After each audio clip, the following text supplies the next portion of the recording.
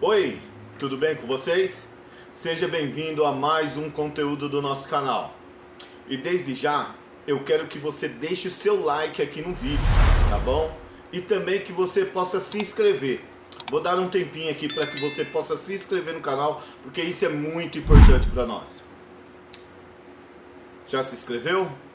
Obrigado, meu querido. E que você também possa compartilhar no máximo de pessoas possíveis, tá bom?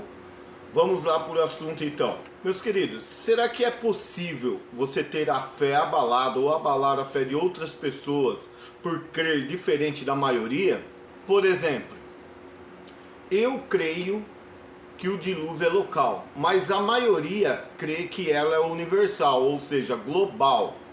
E aí, será que isso é possível? Será que eu estaria abalando a fé de outros? Ou a minha fé não seria a mesma por eu não crer no que a maioria crê? Bom, o que nós vamos ver nesse vídeo, ou seja, interagir nesse vídeo, é o que o pastor Rodrigo fala para o Vilela, também o Pirula, que estava nesse vídeo. Muito interessante. A gente vamos ver se realmente a nossa fé é abalada ou não por eu crer em coisas diferentes, sendo eu ainda cristão. Então vamos lá para o vídeo. Desde já, não se esqueça, se inscreva neste canal, meu querido. Isso é muito importante. E deixe o seu joinha. Vamos pro vídeo. Eu tenho essa visão e eu queria saber do Rodrigo, porque eu não tenho esse tipo de... Isso não me incomoda, entendeu? Mas pode ser que incomode para alguns pastores eu ter essa posição. O próprio Eberlin aqui, quando foi só ele achou um absurdo que eu seja crente, que acredite em Deus e tal, e que veja algumas coisas como metáfora e algumas coisas como... Por exemplo, o dilúvio eu vejo também como ele pode ser local e de repente foi colocado como mundial, um monte de coisa. E que... Até porque a consequência do dilúvio, sendo local ou global, meio que dá na mesma exatamente. tipo de narrativa que você vai colocar ali naquele lugar. Eu tenho um entendimento assim que eu sei que pode gerar algum problema. Mas para mim, a minha fé não é abalada. Como pastor, você vê um problema dessa minha visão? Veja bem, eu vejo um problema da visão, não da sua, porque é aquilo que eu falei. A gente eu representando verdade. Essa visão. Mas por que eu vejo? Por alguns problemas hermenêuticos. Eu vou começar pelo seguinte. Se eu fosse um evolucionista e falasse assim, vou dar um exemplo para você, não, eu creio na evolução, eu sou evolucionista, eu creio em Darwin e tudo alguém mais. faz só um recorte disso aí, ó. Só tem disso. o Rodrigo. Olha aí, olha o que ele crê. Olha o teu pastor. Vou até querer monetizar junto, eu até botar no canal, viu? Aí o que acontece? Se eu disser assim, eu não sou especialista em evolução, em biologia, eu já deixei isso bem claro, mas vou tentar colocar algum ponto aqui só para ilustrar meu parecer. Não, eu sou evolucionista, eu creio em Darwin, mas eu acredito que a evolução aconteceu há 6.000 anos. É uma coisa que a pergunta vai de frente. Óbvia, que você nem precisa responder, porque ela é retórica. O que você pensaria do meu evolucionista? Você falou assim, Rodrigo não é evolucionista nunca. Você não entendeu direito. Não entendeu direito o que é evolução. Eu falo, não, eu acredito, eu entendi sim. Eu já li todo o livro de Darwin, eu creio em Darwin estava certo. Só que isso aconteceu há 6.000 anos. Por que, Rodrigo, você acha que a evolução aconteceu há 6.000 anos? Não, porque, veja bem, a religião já deixou claro que a Terra tem 6.000 anos.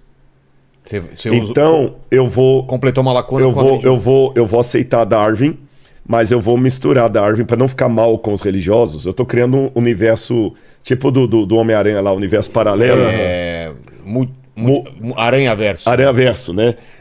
No Aranhaverso, a maioria da religião dominava as universidades, dominava tudo e tal, estava vindo alto, e tinha uma minoria que insistia em defender Darwin. Então, esses que defendiam Darwin, para não ficar mal com a religião, falavam assim, não, Darwin estava certo, mas tem 6.000 anos apenas que isso aconteceu. É um contrassenso, não faz sentido isso. Você sabe, só queria cortar, você sabe que no Islã rola uma questão parecida. Ah, é? Porque, a princípio, o Corão, eu não sou um conhecedor do Corão, mas a princípio o Corão, do que está escrito lá, não veria problema nenhum com evolução biológica. Até o ser humano. Exatamente. Então, tipo, ave ser dinossauro, não tem problema nenhum. Tipo, o peixe que saiu da água, que virou anfíbio e tal, problema nenhum.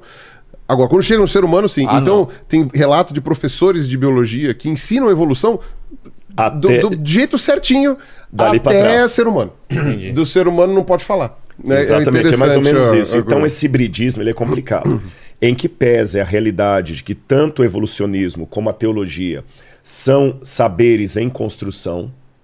Há mais coisa que eu sei hoje sobre a Bíblia do que os do passado por causa dos novos achados arqueológicos, novas descobertas de línguas antigas, paralelas, povos ali. Tem muito mais coisa que eu sei hoje do que Martinho Lutero, sem nenhum fanismo.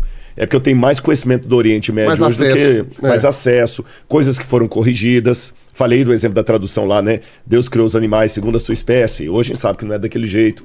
Em que pesa essa evolução dos saberes, pleonasticamente falando, da evolução, existe um pacote mínimo do qual eu não posso abrir mão se eu quero me considerar um cientista evolucionista. Como eu falei, não dá para falar que tudo aconteceu em 6 mil anos. Você entendeu o ponto? Esse paralelo que eu quero trazer para esclarecer o meu ponto de vista da Bíblia, da minha dificuldade com isso. Entendi. Essa necessidade de adequar a Bíblia ao mundo científico cabe corretamente para o Pirula, porque ele foi muito honesto, ele está sendo coerente com o método dele. Vamos falar em linguagem científica. Eu posso discordar de você, mas eu tenho que dar nota 10 pelas suas conclusões se elas foram coerentes com o método. Quando eu oriento tese doutoral, eu noto que no Brasil a grande dificuldade dos alunos, eu não sei na sua área, é método. Sim. Eles não sabem o que é método. Mesmo na área... Primeiro, qual é o seu método? Confundem método com metodologia. Estou falando de humanas. Qual que é o seu método? E você tem que ser coerente com o método. Você pode chegar a uma conclusão diametralmente oposta à minha como orientador, mas eu vou te dar um 10 na tese porque você foi coerente com o seu método. Você está entendendo? Coerência interna. Exatamente, coerência interna. Então, nesse aspecto, qual que é a coerência interna da Bíblia? Paulo não se limitou a falar que a ressurreição, se não aconteceu, é vã a nossa fé. Ele foi mais longe. Ele foi mais longe, tem algo além disso. Cristo morreu morte vicária para redimir os nossos pecados. A única chance que você tem de entrar no céu que você acredita, esse foi o BO com o negócio do ateu, mas eu estou explicando outro conceito agora, é se você aceitar a morte de Jesus na cruz do Calvário por você e saber que Jesus não foi um Tiradentes morrendo morte martírio. Jesus não foi um mártir como Tiradentes. Jesus foi alguém que morreu por toda a humanidade. Para eu poder hoje ter a esperança do céu, foi graças à cruz do Calvário. E por que ele teve que morrer pela humanidade? Por causa do pecado que entrou no mundo. Paulo fala, porque por um só homem entrou o pecado no mundo, e pelo pecado a morte. Por isso a morte passou a todos os homens, porque todos pecaram. Agora vamos pegar de trás para frente. Se não houve Adão e Eva, se tudo é uma metáfora, não houve pecado original. A morte não é uma consequência de nenhum fruto proibido que foi comido. A morte é apenas algo que faz parte do pacote. A morte faz parte da natureza, como a sobrancelha faz parte da sua testa, como o cabelo. A morte está aqui. A morte é apenas um fenômeno, está aí. A morte é tão natural,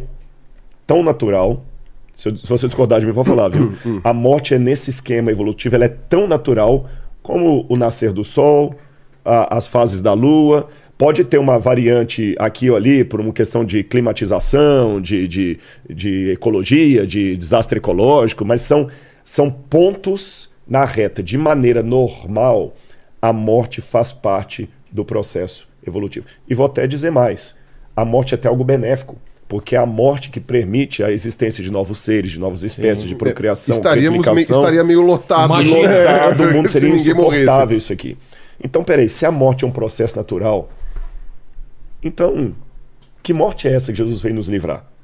Se não houve o pecado que trouxe a morte ao mundo, a cruz não tem nada a ver com redenção. Jesus morreu porque ele morreu pelo mesmo motivo que Gandhi também morreu, que Martin Luther King morreu. É um cara que, coitado, cheio de boas intenções, foram lá e deram um tiro na cara dele. E não faz diferença se ele morreu crucificado, degolado ou pendurado de cabeça para baixo.